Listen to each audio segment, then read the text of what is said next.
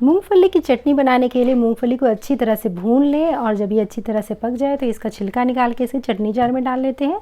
अदरक और लहसुन डाल लेते हैं, अपने टेस्ट के हिसाब से हरी मिर्च डाल लें, स्वाद अनुसार नमक डालेंगे, नींबू का जूस डालते हैं, इससे बहुत ज़्यादा टेस्टी बनता है। अब इसमें अपने हिसाब से अब पानी डाल लें और इसे अच्छी तरह से ग्राइंड कर लें। चटनी हमारी तैयार है। इसमें हमने तड़का के लिए ऑयल को गर्म किया है, इसमें राई डाल ली है, सूखी हुई लाल मिर्च डालेंगे, कड़ी पत्ता डालेंगे, हींग डाल लेते हैं। अब इस तड़के को हम चटनी में डाल लेते हैं और ये हमारी मूंगफली की चटनी बनकर के तैयार है। पूरी वीडियो देखने के लिए रिलेटेड वीडियो पे क्लिक करें।